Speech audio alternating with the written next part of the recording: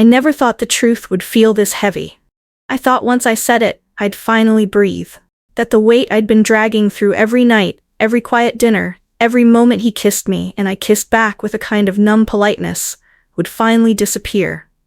But the truth didn't set me free. It ruined everything. We've lived together for almost 2 years. Caleb and I met through friends after both of us had just come out of really rough breakups. He was calm and steady, the kind of person who listens more than he talks. When he did speak, it was always soft, like he was afraid his voice might bruise the air. I used to find that gentle strength comforting. I still do. But now, he won't even look at me. He sleeps on the far edge of the bed, or the couch when he thinks I won't notice. He barely says more than a few words when we pass each other in the kitchen. I make coffee in the morning. He takes his mug without a word, nods, and retreats to the balcony like I'm just someone he happens to share rent with. I told him the truth last week, not because I wanted to hurt him. God, that was the last thing I wanted. But because I couldn't live with myself anymore. I don't know when it started. The lying. Not outright, but the kind you do with your body. The kind where your heart isn't in it, but you smile anyway. Where you close your eyes and let them touch you because you think it's your duty. Not because they love you, because it's what couples do. At first, I thought I was just tired, or overwhelmed, or maybe something was wrong with me, hormonally, mentally, emotionally. I convinced myself it would pass. That if I just kept saying yes, eventually my body would remember what it felt like to want him. But it never came back. I never stopped caring about him. I still don't. But that intimacy, it felt forced. Like I was acting in some low-budget play, trying to hit the right cues and hoping no one noticed the vacant expression beneath the smile. He did notice. Of course he did. So last week when he held me afterward and whispered, "Are you okay?" I broke. I started crying. And I told him, I never wanted to, I only did it because I thought I owed it to you. That was it, just one sentence, and something in him shut down. Now I sit alone in this apartment that still smells like him, that still holds echoes of our laughter, our shared playlists, our Sunday pancakes, and I wonder, did I destroy the only real thing I ever had, just by being honest? I met Caleb when I was at my lowest. It was at a friend's birthday party, one of those awkward, half-hearted events thrown in someone's too small apartment with bad lighting and cheap wine. I had just gone through a breakup, so messy and humiliating, I wasn't even sure how to explain it to people without crying. My ex had cheated. Multiple times. With people I knew. It left me raw, brittle, and pathetically grateful for anyone who treated me like I mattered. Caleb wasn't flashy. He wasn't loud or charismatic or the kind of guy who flirted with practiced lines. He stood by the snack table for most of the night, sipping a Coke and looking vaguely uncomfortable. When we were introduced, he smiled, soft, uncertain, and asked me if I was okay. Not, "What do you do?" or "Can I get your number?" Just, "Are you okay?" It startled me, in a good way. We talked that whole night, and for the first time in what felt like forever, I didn't feel like I had to perform. I could just talk. Be. He was easy to be around, quietly funny, empathetic in a way that didn't feel intrusive. When I confessed I didn't really want to date again for a while, he said he felt the same. It took us almost 6 months to call ourselves anything at all. No games, no pressure, just two people slowly healing near each other, and then with each other. He moved in after a year and a half. We had a tiny one-bedroom apartment with more plants than furniture, a weird cat we adopted named Jupiter who hated everyone except Caleb, and a Saturday ritual of pancakes and record store runs. From the outside we were perfect. Inside, we mostly were too. Except for that one thing. The thing I never said out loud until it was too late. At first, I chalked it up to anxiety. I'd never had a stable relationship before Caleb. I'd never felt truly safe with someone. No yelling, no silent treatments, no gaslighting. So when my body didn't respond the way I thought it should, I figured it was residual damage, trauma, maybe even depression. He never pressured me, never made me feel bad. He'd ask if I was okay, if I was sure, and I'd always say yes. I'd smile and kiss him and pretend I was right there with him. But I wasn't. Not completely, not honestly. I wanted to be. God, I wanted to want it. To crave him the way he craved me. To look at him and feel fire instead of guilt. Like I was failing at something basic. Eventually, the guilt hardened into something else. Obligation. I hated that word. I still do. But there it was, sitting between us every night like a third person in our bed. He never suspected, not really. Maybe he noticed the way I flinched sometimes when he touched me unexpectedly. Or how I always initiated when I was feeling guilty, like it was something I had to fix. There was this one night, maybe 6 months ago, when he looked at me afterward and said, "I feel like you're not here sometimes." I laughed it off. Made a joke about being tired. He didn't push. He never did. But the look in his eyes that night still haunts me. Like he was already starting to doubt the foundation we'd built everything on. And maybe he was right to. Because I didn't trust him with the truth. Not because he wasn't safe, but because I was afraid the truth would make him feel unloved. Unwanted. But now I realize, the truth delayed is its own kind of cruelty. He didn't deserve the lie. Not the first time. Not the 50th. Still, there were moments I felt close to him, genuinely. When we were watching old movies and I'd catch him mouthing the lines. When he'd hum while cooking, swaying to music only he could hear. When he held Jupiter like a baby and whispered nonsense into his fur. I loved those moments, and I loved him. I still do. But love, real love, isn't about playing a role. It's about being seen, completely. Even when it's ugly, even when it's hard. And I never let him see that part of me. Now I wonder if it would have been kinder to just keep pretending, because the way he looked at me after I told him the truth, not angry, not even shocked, just hollow, was worse than anything I imagined. I lost something in that moment. Or maybe I gave it away. The night I told him, it was raining. Not dramatic thunderstorm rain, just that soft, constant drizzle that makes the world feel blurry and far away. We'd just made dinner. Well, he had. I mostly moved things around on the cutting board and pretended not to be shaking. He made pasta, his mom's recipe. He always made it when he wanted comfort, which felt like an omen I didn't have the courage to interpret. We ate in silence, the good kind of silence at first. The kind where the clinking of forks and the sound of the rain outside fill in the gaps, but halfway through the meal, he looked up and asked, "Emily, are we okay?" My throat went dry. I nodded too quickly. "Yeah, just tired." He stared at me a moment longer, then went back to twirling his pasta. That should have been my moment, to say it gently, to explain before it exploded. But I waited until the moment was already poisoned by a dozen unsaid things. Later that night, when we were in bed, he reached for me. It wasn't rushed, wasn't aggressive. He touched me the way he always did, with reverence, with patience, like he was asking a question with his hands and I was supposed to answer, but I didn't want to answer. Not this time, not anymore. I froze, not in fear, in grief. Because I knew, I couldn't keep pretending. He stopped instantly, pulled back, his voice soft as ever. "Hey, are you okay?" And that's when I said it. I never wanted to. I only did it because I thought I owed it to you. It didn't even come out all at once. More like a string of words that fell from my mouth without permission. He didn't say anything right away. Just stared at me. Not with betrayal, but with a kind of slow, dawning heartbreak that made my stomach turn. Then he sat up, swung his legs off the bed, and left the room. No yelling. No demands. Just silence. I heard him in the kitchen, opening a cabinet, then the sound of water running. He stayed out there for almost an hour. I stayed in bed, curled up, arms around myself like a child trying to shield from the cold. When he finally came back, he didn't look at me. He just grabbed a blanket from the closet, a pillow from the bed, and walked out again. This time to the couch. I wanted to run after him, to take it back. But you can't unsay something like that. The next morning, he was already dressed and making coffee. I said his name. He didn't respond. I tried again. "Caleb, please, talk to me." He set down his mug, turned to face me. His expression was blank, not angry, not bitter. Just still. "You didn't owe me anything, Em," he said quietly. "You never did." Then he walked out to the balcony with his coffee and closed the door behind him. The days that followed were unbearable in their civility. We didn't fight. We didn't scream. We just orbited each other like two moons with invisible walls between us. He was polite. Coldly polite. He still made coffee. Still fed the cat. But he stopped touching me. Stopped cracking those little jokes that used to make me roll my eyes and secretly smile. Stopped humming in the kitchen. He was there, but not with me.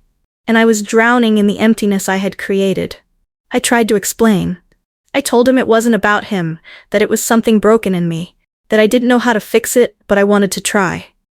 He listened, didn't interrupt, then said you were the only person I ever felt safe with. And now I'm questioning everything we ever did. I opened my mouth to respond, to beg, to apologize again, but he was already walking away. The worst part wasn't the silence, it was the absence of effort. Caleb had always tried. Even when we disagreed, he fought for us. This time, he didn't, and that told me everything. There was one night, maybe a week after it happened, when I walked into the living room and found him asleep on the couch, curled up on his side like a child. Jupiter was tucked beside him. His face looked tired, older. I wanted to climb in beside him, to hold him like he used to hold me, to say I was sorry in 1,000 different ways. But I didn't. Because I didn't know if I had the right anymore. I started leaving the house more, just to walk, to think. To get out of the stale air of our apartment, thick with things we weren't saying. I'd walk past couples holding hands, people laughing at cafes, and wonder if any of them were faking it too. Or if I was the only coward who mistook comfort for love, and silence for kindness. Sometimes I'd see him staring out the balcony window when I came back. He never waved, never smiled, just turned away when our eyes met. It was like living with a ghost, and realizing you were the one who killed them. It was a Tuesday when I realized he had started packing, not in the dramatic suitcase thrown on the bed kind of way. Caleb was never like that. No, it was subtle, so quiet and methodical I almost missed it. A pair of sneakers that used to live by the door were gone. His books, once cluttered on the living room shelf, had thinned out. 2 mugs missing from the cabinet, one of them his favorite, the chipped one with the planet Saturn on it. At first, I tried to believe it meant nothing. Maybe he was decluttering. Maybe I was imagining things. But deep down I knew. He was preparing to leave. I confronted him that night. My voice was thin, like paper about to tear. Are you moving out? He didn't look surprised, didn't even pause before answering. I don't know yet, he said. I'm just putting space between us. For now. For now? I echoed, hoping, begging for an opening. A thread I could tug to hold everything together. But he just nodded, like for now meant for good. And he didn't want to say it out loud. The next few days were the worst of my life. Not because of screaming or slamming doors, but because of the absence of everything that used to make this home feel alive. He stopped sleeping here altogether. Came home late. Left early. Ate alone. The only words we exchanged were logistical. Jupiter needs food. The rent's due next week. Can you take Thursday's trash out? I tried to write him a letter. I thought maybe I could say things better on paper, but all I could write were the same 3 lines, over and over. I'm sorry. I didn't know how to tell you. Please come back. One night, I waited up for him. I didn't know where he was going, or if he was even coming back. I just sat on the couch in the dark, the cat curled in my lap, the TV on mute. It was almost midnight when he came in. He paused in the doorway when he saw me. His keys hung loosely in his hand. He looked tired. I wasn't out with anyone, he said like he'd read my mind. If that's what you're thinking. I wasn't, I lied. He sat down across from me, on the armchair. Not beside me. Always now, he needed a chair between us. I don't hate you, Em, he said after a long silence. I want you to know that. I swallowed hard. Then why does it feel like you're disappearing? He looked at me with eyes that didn't shine anymore. 'Cause I don't know what we are. I don't know what's real. I keep thinking about every time we were together, physically, and I wonder if you were pretending. If I was touching someone who wasn't even there. I wasn't pretending to love you, I whispered. He didn't respond. Just stared down at his hands like they didn't belong to him anymore. You know what hurts the most? He finally said. Not that you didn't want it, but that you didn't trust me enough to tell me. You were willing to give yourself to me, but not the truth. That broke something in me. I was scared, I choked. I thought if I said it out loud, it would ruin everything. I thought you'd leave. He shook his head slowly. But you said nothing, and now I don't know who I was to you. A partner? A placeholder? A burden? You were never a burden. He stood up, not angrily, just with that same heavy, quiet resolve he always had. I think I'm going to stay with Liam for a while, he said, just until I figure things out. He didn't wait for my reply. He went to the bedroom, came back with a duffel bag, and kissed the top of Jupiter's head. Then the door closed behind him. I sat there for hours after he left. I didn't cry. I didn't scream. I just sat in the echo of everything unsaid, feeling the walls close in. The apartment felt wrong without him, like it had been hollow all along, and I'd only now noticed. I went to our bedroom and lay down on the cold side of the bed. His pillow still smelled like him. I pulled it close and stared at the ceiling until dawn. A few days later, I found a note on the kitchen table. It wasn't long, just a folded slip of paper in his handwriting. I don't know what comes next. I just know I need time. Please don't stop being honest now, Caleb. I stared at it for a long time. Time. Honesty. The two things I never gave him soon enough. Now, they were the only things I had left. It's been 3 weeks since he left. The apartment is quieter now. Not just in sound, but in presence. I didn't realize how much space a person fills. Not just with footsteps or the sound of a toothbrush tapping against the sink, but with energy. With life. His keys are still on the hook by the door. His jacket, the green one I always teased him about, still hangs in the closet. He said he'd come back for his things when he was ready. I haven't touched any of them. Some days, I pretend he's just at work. That he'll walk in humming some old Fleetwood Mac song, smelling faintly of rain and fabric softener. That he'll kiss my forehead and ask what's for dinner, and I'll answer with something sarcastic, just to make him laugh. Other days, I wonder if I'll ever see him again. I've been trying to be honest. With myself, mostly. I started therapy. It was something Caleb had gently suggested a few times over the years, and something I always said I didn't need. Now, I walk into a stranger's office every Wednesday and talk about how I became someone who thought love meant sacrificing the truth. My therapist asked me once, "When did you start believing that your needs were a burden?" And I didn't have an answer. But I think it was long before Caleb, before anyone loved me that way. I think I learned somewhere, quietly, painfully, that wanting too much made me ungrateful.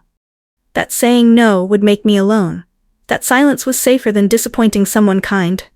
I brought that into our relationship like a hidden rot, covered it up with sweetness and routines and I'm fines.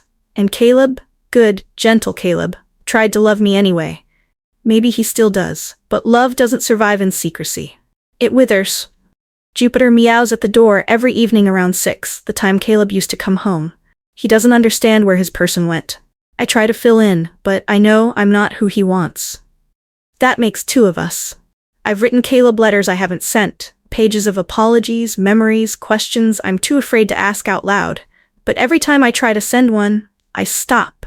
Because this time, it's not about what I want. It's about whether I'm the kind of person who deserves a second chance.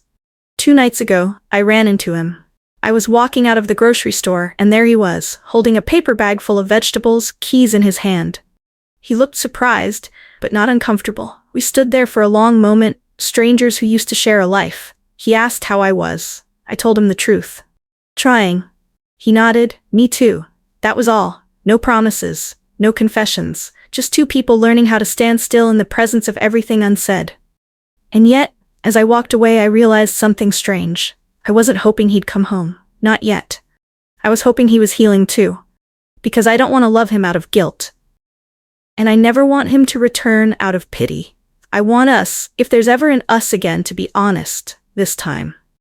All the way through. Tonight I'm sitting on the floor of my apartment. The rain is tapping against the windows. Jupiter is curled beside me. There's a cup of tea cooling on the coffee table and a candle burning that Caleb once hated because it smelled like vanilla sugar. I pick up his note again.